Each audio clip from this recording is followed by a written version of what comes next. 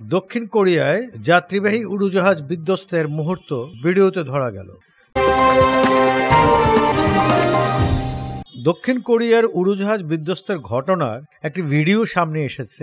ভিডিওটি প্রকাশ করেছে রয়টার্স। বার্তা সংস্থাটি উল্লেখ করেছে 52 সেকেন্ডের ভিডিওটি লি জিওন ইয়ং নামের এক ব্যক্তির সৌজন্যে পাওয়া। ভিডিওতে দেখা যায় উড়োজাহাজটি বিমানবন্দরে অবতরণ করছে, রানওয়ে ধরে জোর গতিতে সামনের দিকে এগিয়ে যাচ্ছে। এই সময় উড়োজাহাজটির কোনো ল্যান্ডিং গিয়ার দেখা যাচ্ছিল না। এক পর্যায়ে উড়োজাহাজটি রানওয়ের শেষ প্রান্তে থাকা একটি প্রাচীরে গিয়ে প্রচন্ড বেগে আঘাত করে। সঙ্গে সঙ্গে একটি বড় বিস্ফোরণ ঘটে। আগুনের বড় লেলিহান আকাশের দিকে উঠে যায়। পরে কালো ধোঁয়ার কুণ্ডলী উঠতে থাকে। বিমানবন্দর কর্তৃপক্ষকে উদ্ধৃত করে দক্ষিণ কোরিয়ার ইয়ানহাপ নিউজ এজেন্সি বলেছে, পাখির আঘাতের কারণে উড়োজাহাজটির ল্যান্ডিং গিয়ারে ত্রুটি হয়ে থাকতে পারে। দক্ষিণ কোরিয়ার দক্ষিণাঞ্চলের মুয়ান আন্তর্জাতিক বিমানবন্দরে আজ রোববার সকালে উড়োজাহাজটি বিধ্বস্ত হয়। দেশটির জেজু এয়ারের যাত্রীবাহী উড়োজাহাজটি বিমানবন্দরে অবতরণের সময় রানওয়েতে বিধ্বস্ত হয়। দক্ষিণ কোরিয়ার সংবাদ মাধ্যমের খবরে বলা হয়, উড়োজাহাজটিতে 135 জন যাত্রী ও 6 জন ক্রু ছিলেন। এখন পর্যন্ত 124 জন ব্যক্তির নিহত হওয়ার তথ্য পাওয়া গেছে,